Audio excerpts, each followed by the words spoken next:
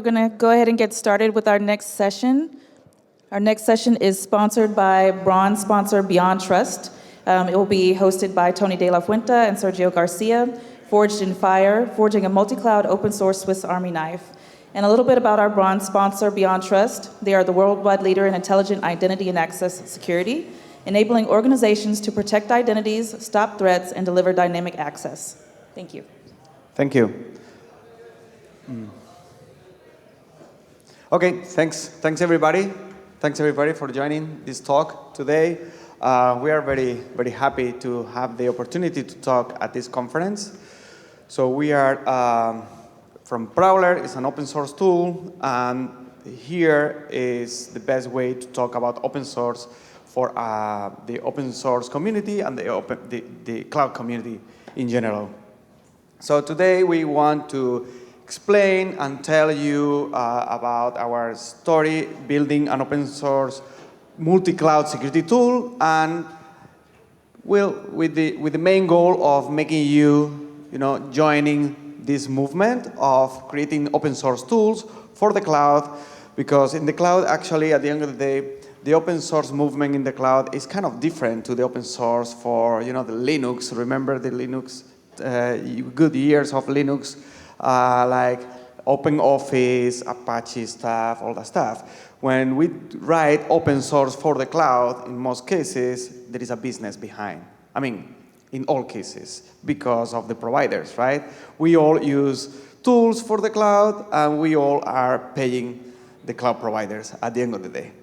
So it's kind of different type of community, but it's a community where there is a lot of room for tools and, as we are going to explain today, for multi-cloud tools, which is a pain. That is the main conclusion, you will see, but it's great. So yeah, the first half is going to be about a little bit of context about everything that we are going to explain, and the second half is more about our challenges, how if you go ahead and create your own tool, how to maintain that, and some conclusions. I'm Toni de la Fuente, the creator of Prowler and also CEO of the company. I used to work for AWS as a security engineer and as a consultant. My background is open source, pretty much my whole career, but also I've been doing old school sysadmin. I don't know if you remember those days for Unix. My first, even before Linux, I started with BSD and Solaris, to give you an idea. Yeah, I live in Granada, in Spain, in a small town with a car dealer name, but it's a town. And yeah, in the mountains. And I'm here with my colleague Sergio. Yeah, so I'm Sergio. I'm one of the first full-time engineers of Prowler, and also one of the main maintainers. You can see me on GitHub with my nickname Ser Gargar. And a little bit about my background. I was a former security engineer in Open Bank, which is a digital bank of Santander Group, and also I'm an Amazon alumni. And a little bit more about my certifications. I recently got my authorization for being an official AWS instructor, and I also have the security specialty and the solutions professional architect in AWS. And as Toni, I was born and raised in Spain, in my case Madrid, but now I'm living in Miami, enjoying the sunshines and that wonderful city. Cool. So most of you probably are part of this, of course, the target audience of this talk, because probably you are interested in doing security assessments, right, for the cloud, or audits, one-time audits. So you are also interested to do the hardening of your cloud infrastructure. You are interested on compliance to make sure if you are compliance with different regulations. You are doing some sort of incident response because you are an incident responder, or just a cloud architect that you have to do everything, right? Like also pen testing, threat detection, data visualization to understand everything that you got actually from your scans or from the data that you are taking a look into the cloud. Remediation, sometimes auto remediations, other times just remediating things, doing ClickOps, and other times remediating things, right? Running scripts. But I'm sure that everybody here in this room and online, hello for the people online, are looking for an answer of these questions. First of all, what do I have in the cloud? Whatever cloud is.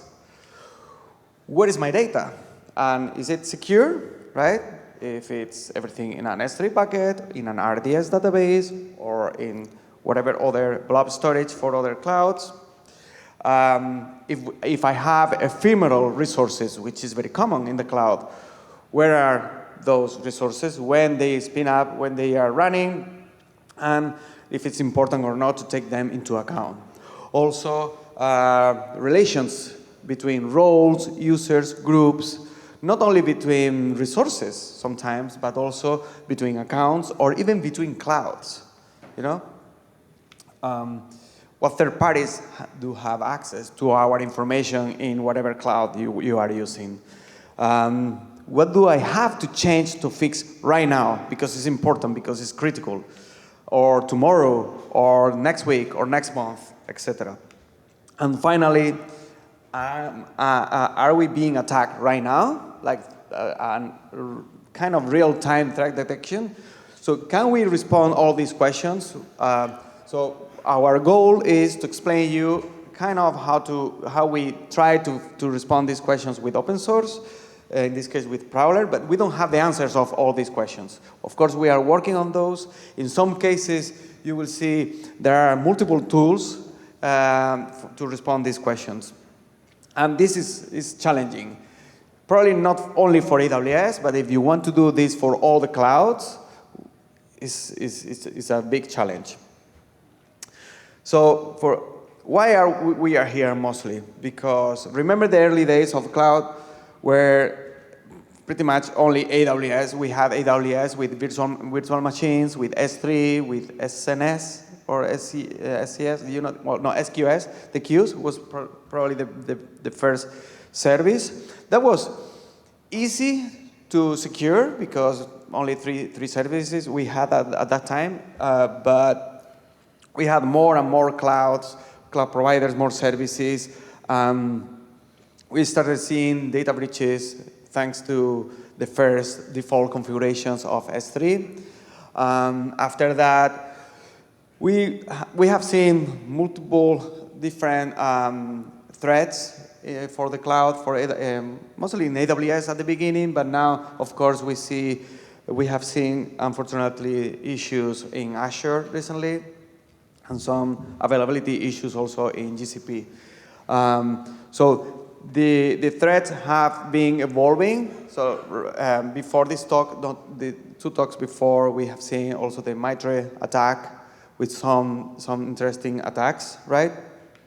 And so what we realized is there wasn't easy to achieve everything in all the clouds, or at least starting with the low-hanging fruit. So that is why we started also addressing some complexities, first on AWS, but after that in other cloud providers, trying to identify vulnerabilities and compliance, and being flexible enough to adapt the tools to different threats.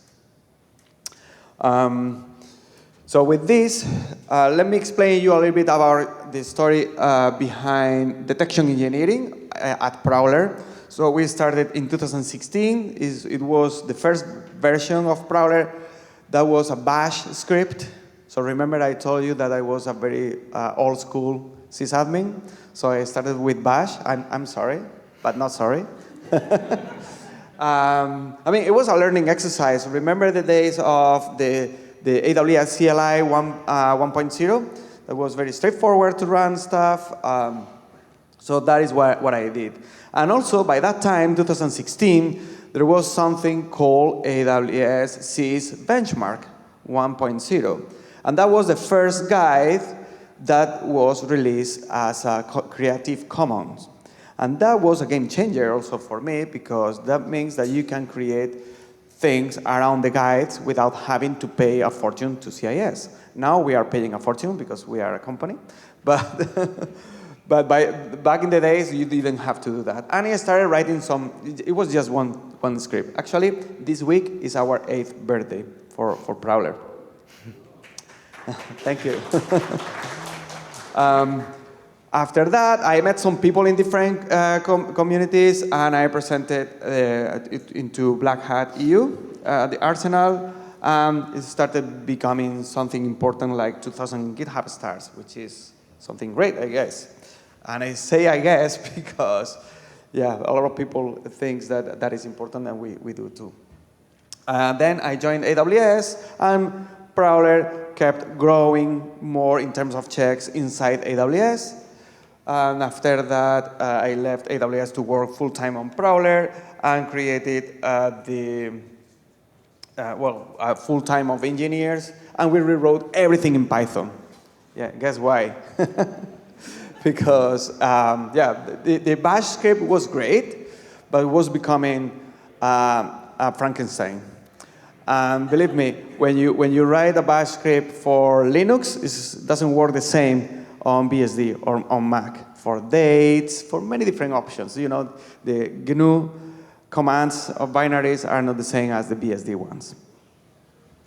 So now with Python, everything was like growing a lot, and we added more engineers. The community also was growing. So first recommendation for your tools, use something like Python, because in AWS, both 3 works very good, or Go. But we didn't go through with Golang. Also, back in 2023, like a year ago, we became multi-cloud, and then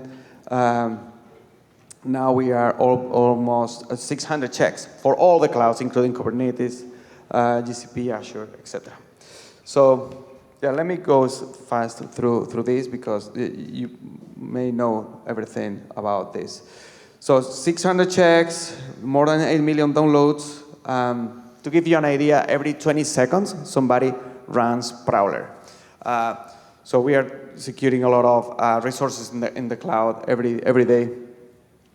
If you are not familiar with these other tools, I recommend you to use all of them. Those are open source. They are great tools. Most of them are also for multi-cloud, and they are good inspiration for everybody in the community for creating tools, open source tools for cloud security. So let's go and talk about the overall changes and see what is important to take into account when it comes to building your own open source tools for cloud. Finding formats. Of course, every time that you do something in the cloud, you need a result. You need to export that result somehow and work on that. We did that work. Well, something that I think we did well was creating very easy to understand CSVs, very easy to understand JSON files, and now adding not only the metadata of what a check is, like the severity, all that stuff, but also the finding result that this is failing, this is pass, this is a fail, a pass, or this is the risk attached to this failing, etc. Everything in our case is Python, as I said before. It's a very small script or program that you can add whatever you want in there. In the last version of Prowler, we adapted OCSF. Who is here familiar with OCSF? Okay, OCSF is a new standard for findings for cloud security, but also for many other things. Companies like Splunk, Amazon, AWS, Microsoft, and many others are adopting this format. The good thing is, for example, if you want to integrate Prowler or anything with that format into other tools, you only have to write one type of integration, right? Like, for example, Defect Dojo, for example, Amazon Security Lake, and many others, okay? Also, if in the case for AWS, ASFF is another JSON format that we support, and we recommend you to support if you want to have easy integration with Security Hub. It's AWS Security Finding Format. And we added other formats like CSV and HTML. We will talk about CSV later because it's important to take advantage of the format for reporting. Compliance frameworks, that is always key. Which ones should you support at least? In our case, we have always like the foundation is the CIS. CIS is good, but it's not very comprehensive, to be honest. It doesn't have context, but it's a good starting point. And then when it comes to security, what do you have to scan? Well, in AWS, accounts or organizations, right? But also in Azure, you have subscriptions. One subscription or multiple subscriptions. So in GCP, is everything about projects. So something that we always wanted to support was scan everything that you can. It's going to be slower, but you are going to have a better view of what you have. There is no other option, because we do security and we need to find everything all the time, right? So it's better that if you write something that takes more time, but you get everything by default. Of course, you can always narrow down, the scope of your scan, of your visualization. And so that is important here about clusters or namespaces for Kubernetes and the cloud provider regions or partitions.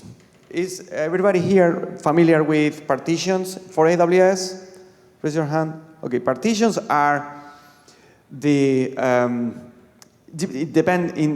total independent infrastructure for AWS in this case. Azure has also the other partitions, like for GovCloud, or for China has their own partitions. We are totally different partitions to the commercial ones that we are used to use. And also there is another top secret for people that is nearby, neighbors, for AWS. And it's very easy to make your tool running on all these partitions.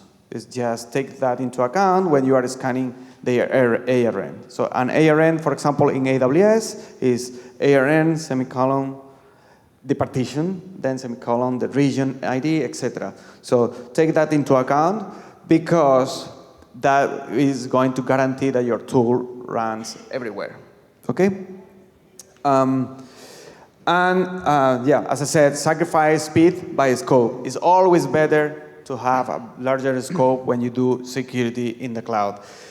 At the very beginning, doing security assessments, I remember finding, in many cases, instances running in regions like Singapore or other places, and nobody knew about that until they ran a whole set of scans. So take that into account when it comes to security assessments. Yeah, Sergio? Sure. So one of the first most important things that you have to do in order to build a multi-cloud solution is to standardize the format. Why? Because as Toni mentioned, each cloud provider has its difference. The people that are familiar with OCSF, you will see that the column that we use is from that format. And we have done that exercise for you, and we have mapped all the AWS, GCP, Azure, and especially Kubernetes attributes to that column. So for example, in the auth method, each provider has different auth methods. And also the account UID. You may know that AWS has itself an account ID. But also in GCP, it's projects, and Azure, it's subscriptions. And in Kubernetes, we have mapped, of course, the cluster to the account UID.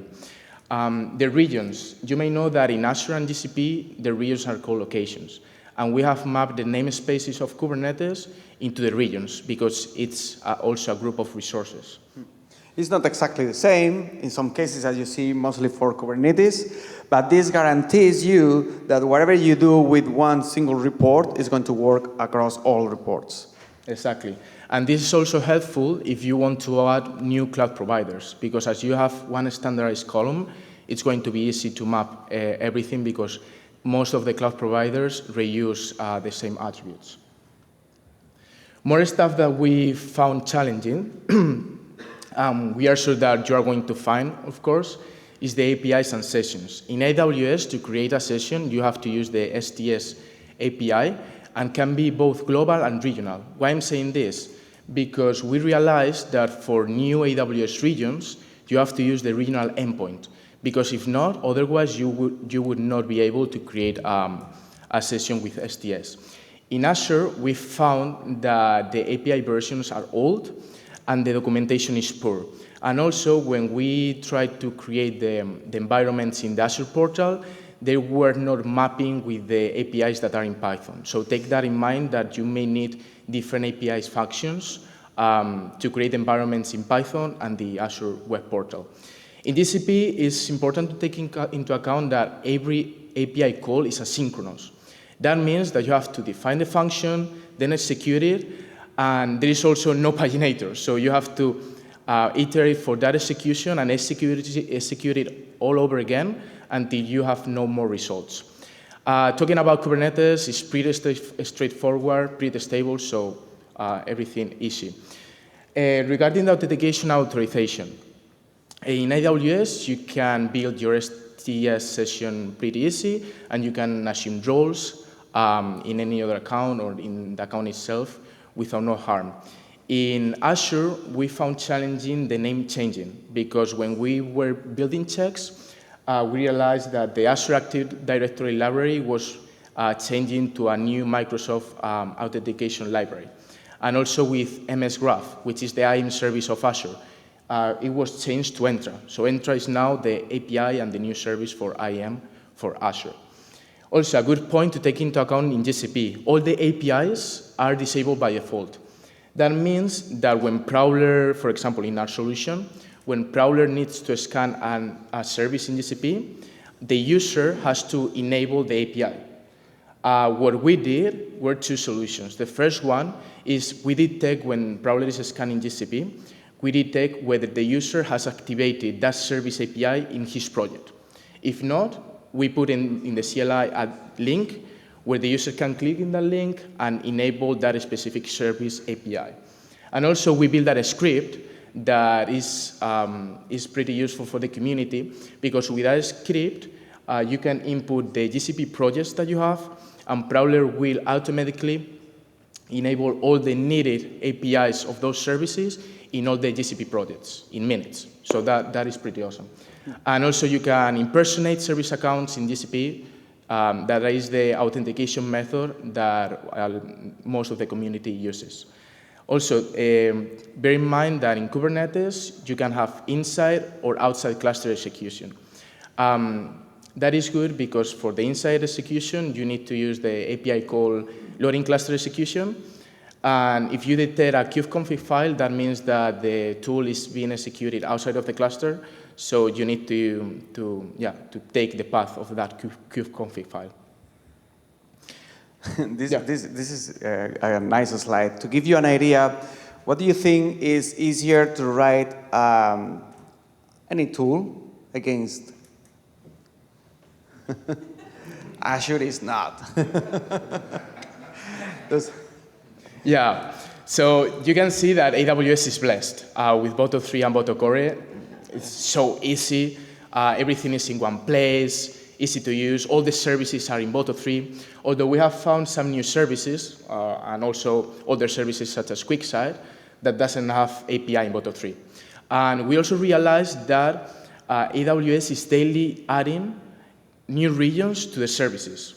So that is good to take into account because, for example, for us, as we scan every region by default in all the services, we have a GitHub action that retrieves that public information that AWS changes daily where it maps all the regions available for each service. So we use that information to tell Prowler which region has to scan per each service. So we are sure that we don't lose any resource in any region. That is a JSON file that AWS put for everybody. Everybody is public JSON, so we can find that JSON file and all the automation that we get excuse me, in our GitHub Actions in our repo. That is great from AWS. I mean, we are always complaining with AWS for many different reasons, right? But they do those things very well to help people that on their automation. So if you want to see how we do that, you can see that in our repo. Yeah. We haven't seen that for Azure or GCP. No. So that would be great for them. Yeah, so all those libraries that you see from Azure is all the libraries that we needed to use in order to scan all the services in Azure.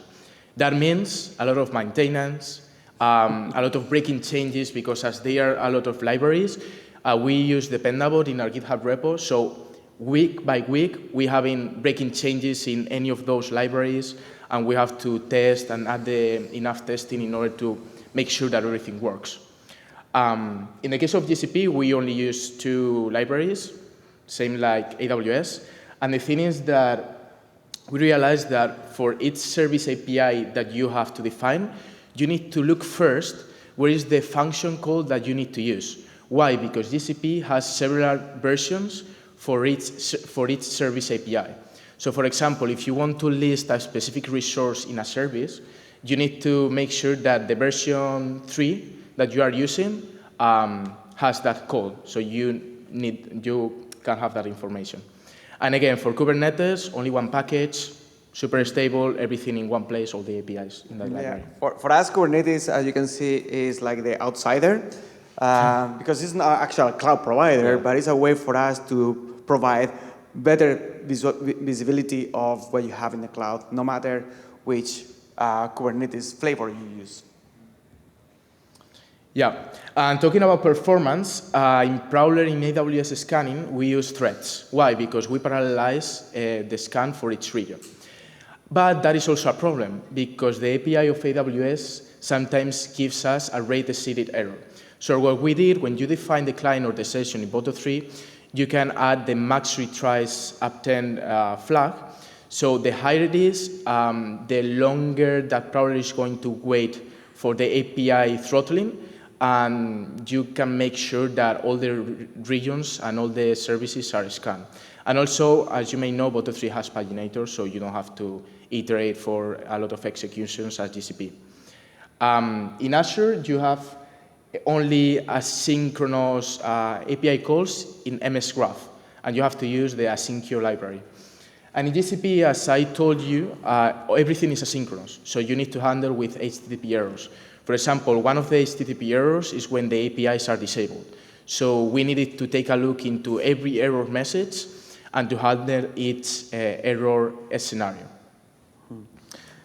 When it comes to compliance across all the providers, so you know that let's think about, for example, in this case CIS, but for example for PCI or the Mitre, etc. There are, in some cases, there are not technical mapping between, the compliance regulation or the act in whatever country says about what you have to have in the cloud with what the cloud provider is giving to you. So we did something called, our own common schema for compliance mapping, which is whatever the regulation or the compliance standard says is a list of requirements, and then that is a JSON where you put those requirements with their own custom attributes, even in their own language, and then the mapping of the checks. Let's say PCI. PCI has something that says, hey, you have to have everything encrypted at rest, or something similar. So there is nothing directly related to that. Keep your data secure storage or something like that. So that is encryption at rest in S3, encryption at rest on RDS, on blob storage, etc. So those are, in our case, Prowler checks. So to be able to map whatever a regulation says about compliance with the technical details and the outputs is key. So that is a pain. But that we solve with this with a common schema, and again we started with the CIS benchmark, which is not deep but enough a good foundation. Other inconsistencies to take into account, and this is funny because over the years, AWS always thinks that they are the only one. Even when you talk about multi-cloud, they say, okay, multi-cloud is AWS in the cloud and Outpost, right? Or something like that.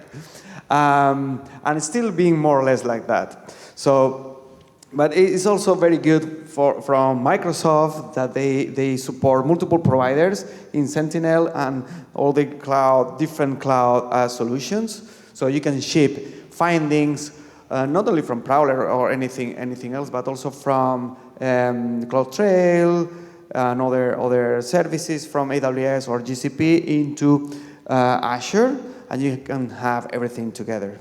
I mean, it's a paid service, but at least they take that into account. Also in AWS, everything related to regions is very straightforward, regions and ACs, right, availability zones, but that is not exactly the same in Azure.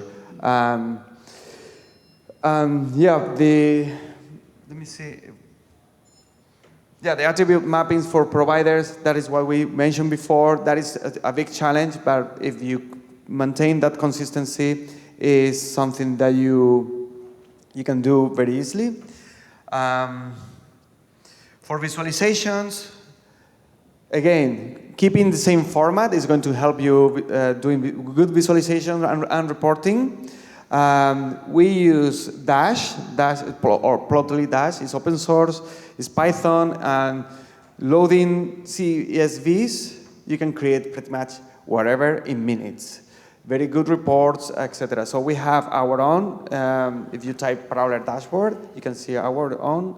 And in terms of resources scanned, Yeah, so as we mentioned, we scan almost everything by default. In AWS, we scan every region. Every region that you have access to, we scan it.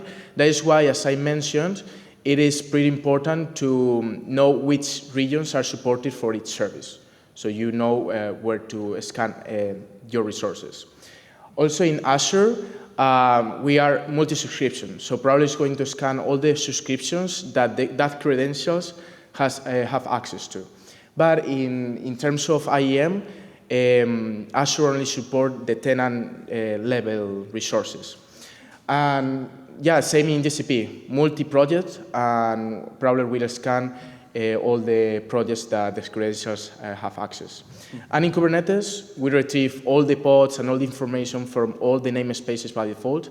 And it's important if you are building a solution like this to let the user to filter for namespaces, for region, for subscriptions. So because there are some companies that are huge, and each team has a specific account, a specific subscription. So that team doesn't want to scan all the rest of accounts and all the rest of environments. Everything that we are talking here is agentless.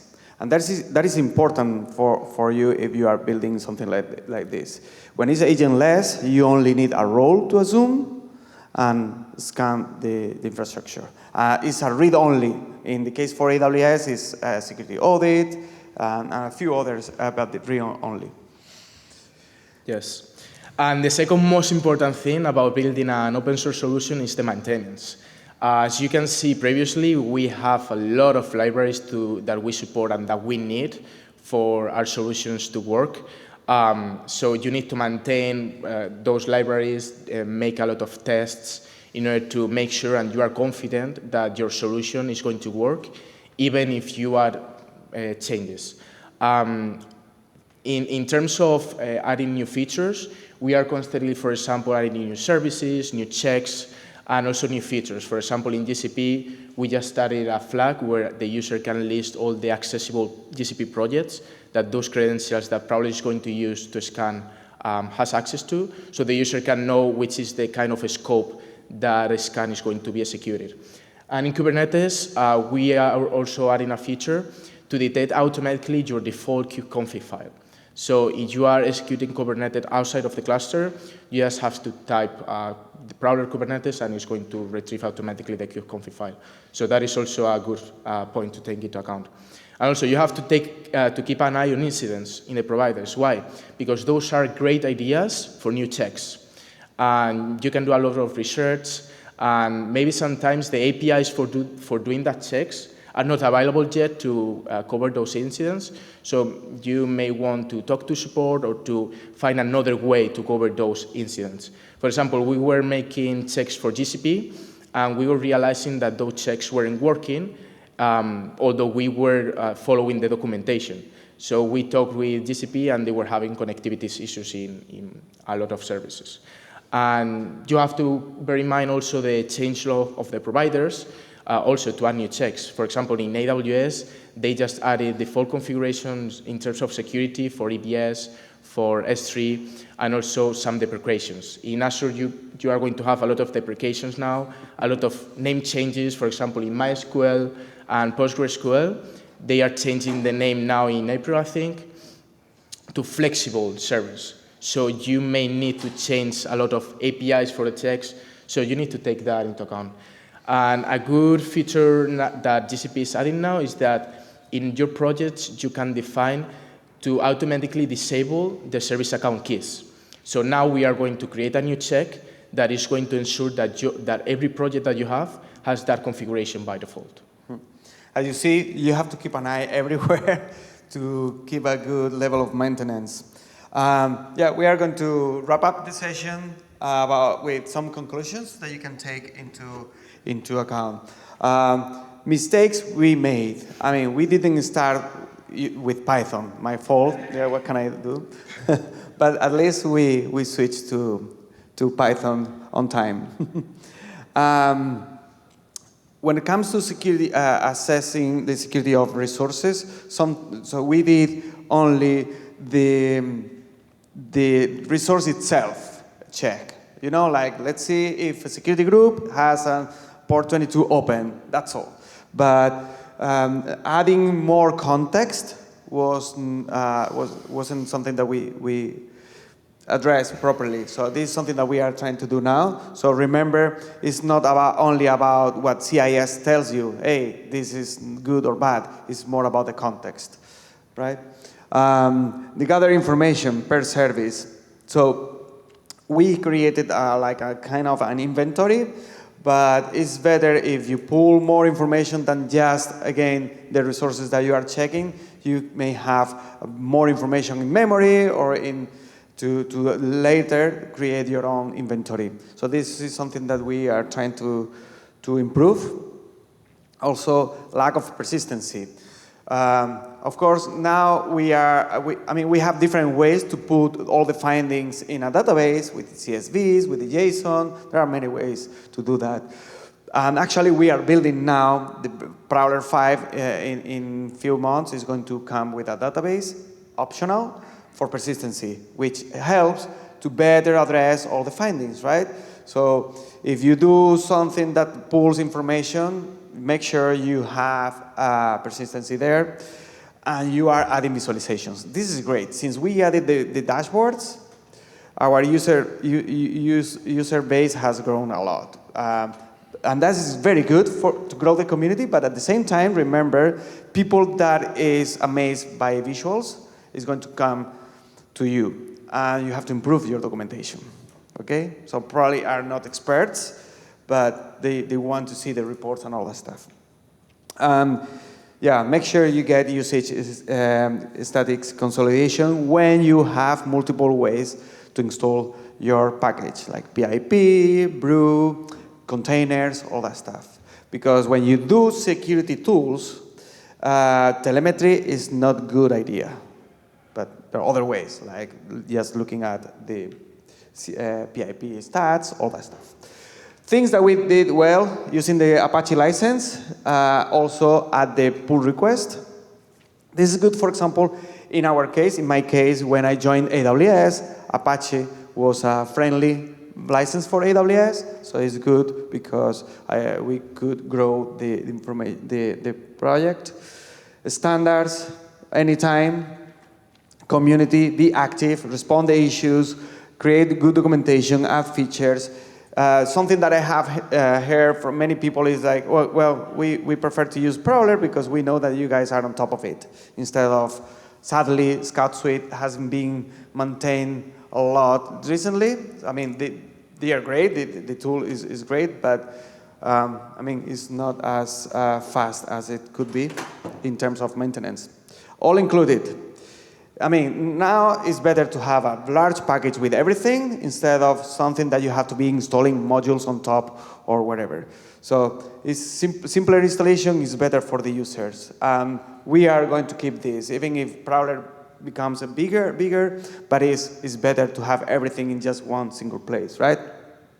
Compliance, as I said already, the CLI is good because you can integrate that into your pipeline, like GitHub Actions, into Code Build, into Jenkins, all that stuff. And finally, consistency over the years. This is not a matter of you building a tool 1 month for a talk.